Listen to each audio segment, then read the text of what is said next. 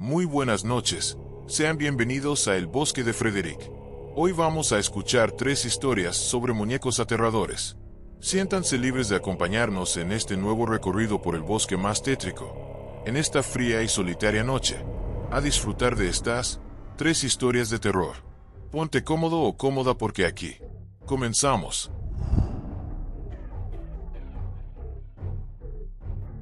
La orquesta silenciosa del señor Harlequin. El 10º cumpleaños de Leonie llegó con el suave repique de la lluvia parisina sobre los tejados de zinc y el eco distante de las campanas de la iglesia de Saint-Germain-des-Prés. Entre los regalos de sus excéntricos tíos, propietarios de una pequeña tienda de antigüedades en un rincón olvidado del Marais, destacaba uno en particular, un títere de marioneta de tamaño casi natural, envuelto en un terciopelo ajado. Era el señor Harlequin, una figura de madera tallada con un rostro pintado de blanco y una sonrisa fija. Sus ojos de cristal miraban con una fijeza inquietante. Vestía un traje de rombos de colores desvanecidos y sus largas extremidades colgaban inanimadas, controladas por una maraña de hilos. Leonie lo aceptó con una mezcla de fascinación y una punzada de incomodidad, sin saber que dentro de su hueco cuerpo de madera no se escondía un único espíritu, sino una orquesta silenciosa de entidades malevolentes, cada una esperando su turno para tocar una nota en su canción de terror. Leonie, a sus 10 años, era una soñadora, pero con un pragmatismo muy parisino que la mantenía anclada a la realidad. Los cuentos de fantasmas y duendes eran historias para la chimenea, no verdades. Pero el señor Harlequin, con su mirada vacía y su sonrisa inmóvil, pronto la obligaría a reevaluar su visión del mundo. Desde el primer día, el títere fue una adición extraña a su habitación en el viejo apartamento. Leonie lo colgó de un gancho en la pared, con sus hilos enredados en un soporte de madera.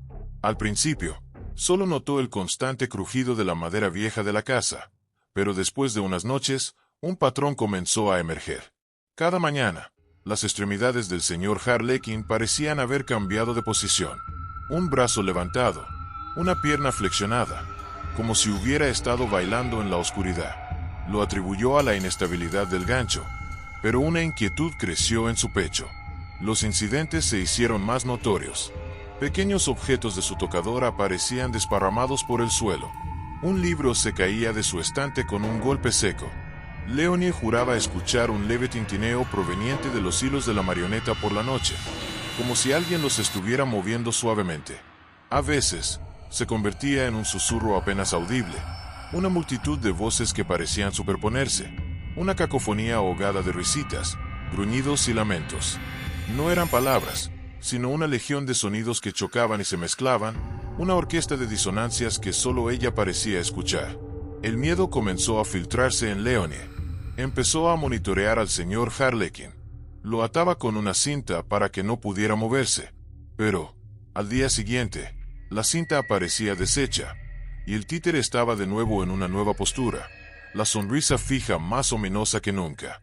El aire alrededor del señor Harlequin se sentía denso y frío, con un sutil olor a talco viejo y algo sulfuroso, casi a ozono. Una tarde, mientras Leonie se preparaba para dibujar, sintió un tirón brusco en su cabello, que casi la derriba de su silla. Se giró bruscamente y vio al señor Harlequin, que había estado colgado de la pared. Ahora estaba sentado en la silla de su escritorio, con sus ojos de cristal fijos en ella. Leonie sintió una oleada de pánico. Intentó empujar la figura lejos, pero los dedos de madera se aferraron a la silla con una fuerza sorprendente. La sonrisa del títere pareció ensancharse por un instante. Leonie forcejeó, logrando finalmente levantarse, con el corazón latiéndole como un tambor. El terror de Leonie era palpable. Sabía que el señor Harlequin no era solo un muñeco. Era una prisión, un recipiente para una multitud de entidades, una orquesta silenciosa de espíritus que buscaban manifestarse en el mundo físico. La violencia se volvió más explícita. Sus juguetes aparecían destrozados de formas macabras. La ventana de su habitación se abría de golpe en las noches sin viento.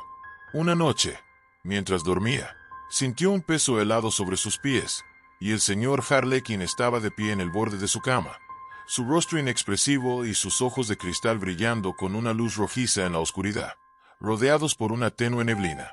El títere levantó lentamente uno de sus brazos, y sus dedos de madera se extendieron hacia el rostro de Leonie. Ella sintió un pinchazo agudo en la mejilla, como si una docena de agujas invisibles la hubieran arañado. El aire se volvió asfixiante, y los susurros de la legión llenaron su mente, convirtiéndose en un coro ensordecedor de lamentos, risas burlonas y gritos desquiciados.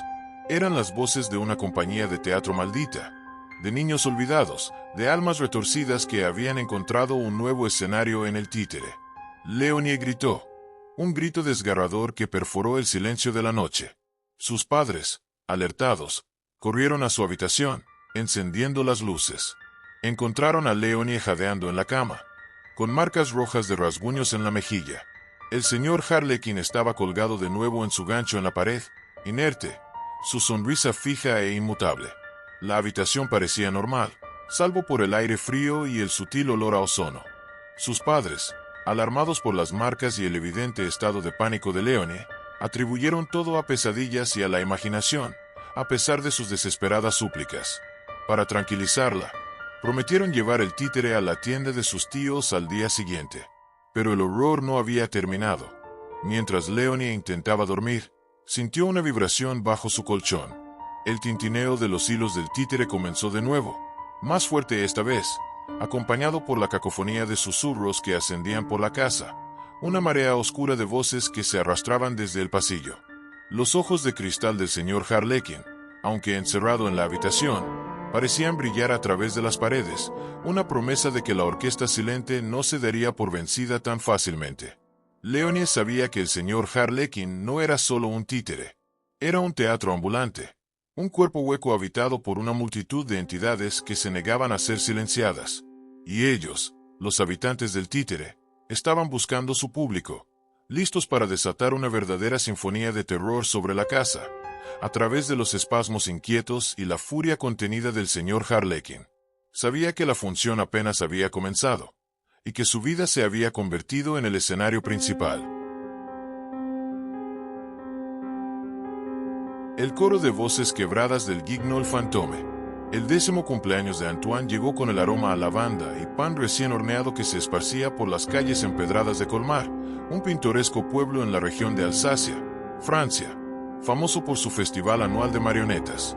Entre los regalos de sus abuelos, artesanos titiriteros que habían mantenido viva la tradición familiar por generaciones, había uno que sobresalía, un títere Guignol antiguo, de madera tallada con una meticulosa imperfección que sugería años de uso. El rostro del Guignol, con sus mejillas rojas y su sonrisa de oreja a oreja, parecía más una mueca burlona que un gesto alegre. Sus ropas de tela, aunque coloridas, estaban deshilachadas y manchadas, y sus ojos pintados, de un negro brillante, parecían mirarlo con una viveza extraña. Antoine lo abrazó con la curiosidad de un niño, sin saber que dentro de su cabeza hueca habitaba una legión de voces quebradas, un coro de demonios menores que habían encontrado un nuevo escenario en el muñeco. Antoine era un niño alegre y vivaz, acostumbrado a los títeres y a las historias fantásticas que sus abuelos le contaban. Para él, los Guignols eran personajes entrañables, compañeros de juegos. Pero este Guignol, que pronto comenzaría a llamar Fantôme por su aspecto descolorido, pondría a prueba no solo su imaginación, sino también su cordura. Desde el primer día, el Guignol Fantôme fue la estrella. Antoine lo colocaba en su pequeño teatro de marionetas de juguete, intentando nuevas obras. Sin embargo, notó un detalle peculiar: los brazos de tela del títere, que Antoine recordaba haber dejado colgados, a menudo aparecían cruzados sobre su pecho, o con los puños apretados. Lo atribuyó a la inestabilidad de su teatro, pero una leve incomodidad comenzó a gestarse. Los incidentes se hicieron más notables. Pequeñas grietas aparecían en las paredes de su habitación. La comida en su plato parecía disminuir ligeramente cuando él no miraba. Una noche, mientras Antoine dormía, se despertó sobresaltado por un sonido inconfundible, un leve rasgueo de uñas sobre la madera de su mesita de noche. Vio al Guignol Fantôme de pie junto a su cama, su rostro pintado y su sonrisa burlona brillando tenuemente en la oscuridad. Sus ojos negros parecían vibrar con una intensidad inquietante. El miedo comenzó a filtrarse en Antoine, disfrazado de extraña fascinación. Empezó a observar al Guignol más de cerca. Notó que la tela de su vestimenta se agitaba ligeramente, incluso en ausencia de corrientes de aire. Y luego, comenzó a escuchar los susurros. No eran palabras coherentes, sino una amalgama de voces, agudas y graves, chillonas y guturales, que parecían emanar del títere. Una legión de voces quebradas que se superponían, creando una sinfonía de discordia apenas audible que solo él parecía percibir. El aire alrededor del Guignol Fantôme se volvía frío y pesado, con un olor a polvo viejo y algo metálico, como bilis. Una tarde, mientras Antoine jugaba a las canicas, sintió un pellizco doloroso en su pantorrilla. Se giró bruscamente y vio al Guignol Fantôme en el suelo, más cerca de lo que recordaba haberlo dejado. El títere estaba de pie, con sus brazos de tela ligeramente levantados, como si acabara de atacar. Antoine sintió una oleada de pánico. Intentó apartar la figura con su pie, pero los pequeños zapatos de madera se aferraron al suelo con una resistencia inusual. El Guignol pareció reír con una serie de clics y chasquidos provenientes de su mandíbula de madera. El terror de Antoine se hizo palpable. Sabía que el Guignol Fantôme no era solo un muñeco. Era una prisión, un recipiente para una multitud de demonios menores, yokai o quizás djinn de la tradición francesa, que se habían aferrado a él como a un barco hundido. La violencia se volvió más explícita y personal. Sus juguetes aparecían desmembrados de formas grotescas. Las puertas se cerraban de golpe. Las luces parpadeaban sin razón. Una noche, mientras dormía, sintió un peso helado sobre su pecho, y el Guignol Fantôme estaba de pie sobre él, sus ojos negros brillando en la oscuridad, rodeados por una neblina verdosa. El títere levantó sus pequeños puños de madera y tela, y Antoine sintió una ráfaga de golpes invisibles en su pecho y cabeza, como si múltiples manos lo atacaran a la vez. El aire se volvió difícil de respirar, y los susurros de la legión llenaron su mente, convirtiéndose en un coro ensordecedor de gritos, lamentos y risas maliciosas que le perforaban los tímpanos. La sonrisa pintada del Guignol se estiró aún más, como si se burlara de su sufrimiento. Antoine gritó, un grito desgarrador que cortó el silencio de la noche. Sus padres corrieron a su habitación, encendiendo las luces. La habitación estaba en penumbra, con Antoine jadeando en la cama, cubierto de sudor frío y con pequeñas marcas rojas en su piel. El Guignol Fantôme estaba tirado en el suelo, inerte, pero sus ojos negros parecían más vivos que nunca. Sus padres, alarmados por las marcas y el evidente estado de pánico de Antoine, lo tranquilizaron, atribuyendo todo a una pesadilla vívida, a pesar de sus desesperadas súplicas. Al día siguiente, para calmarlo, decidieron guardar el títere en el viejo desván, un lugar oscuro y polvoriento. Pero el horror no había terminado. Días después, mientras Antoine jugaba en el jardín, un escalofrío recorrió la casa. El olor metálico y a bilis apareció de nuevo.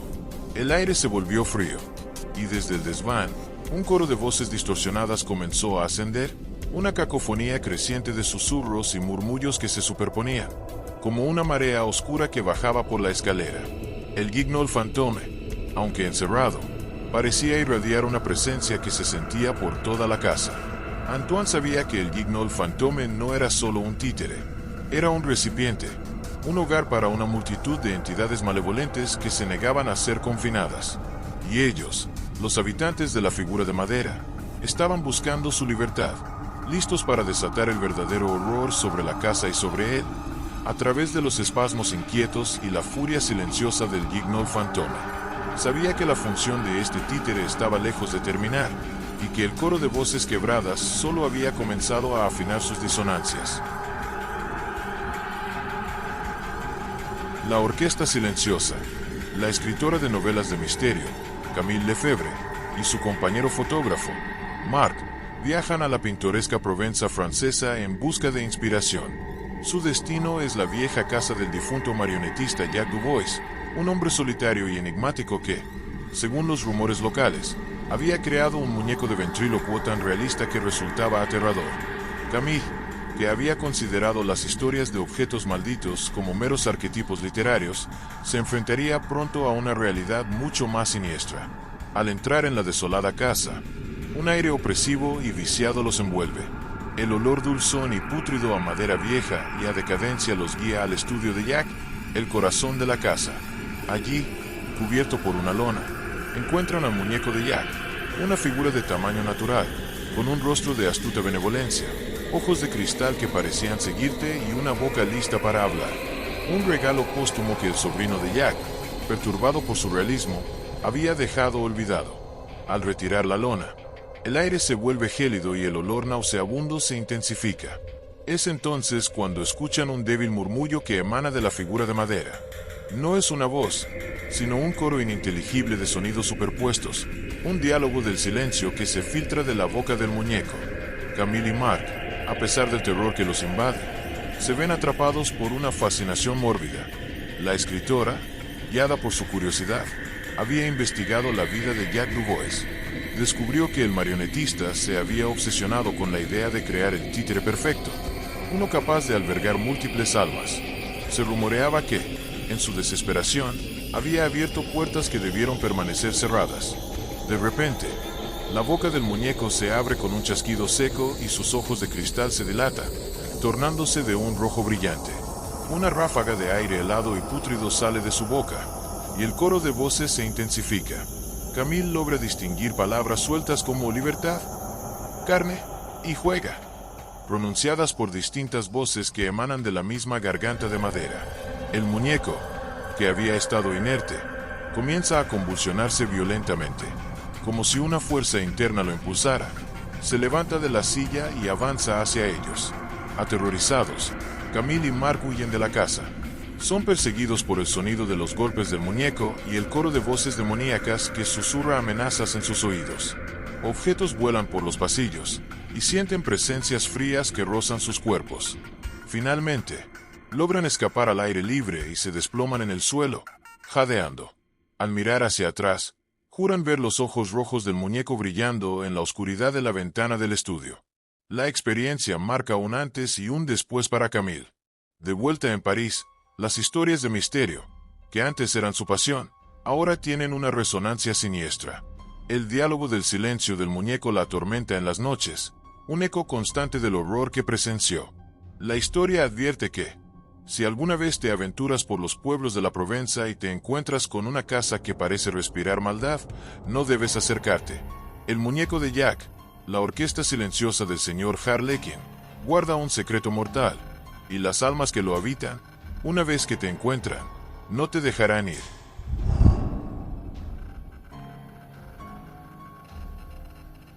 No olvides dejar tu apoyo si te gustan este tipo de historias, y no olvides seguirme para recibir notificaciones cada vez que subamos un video.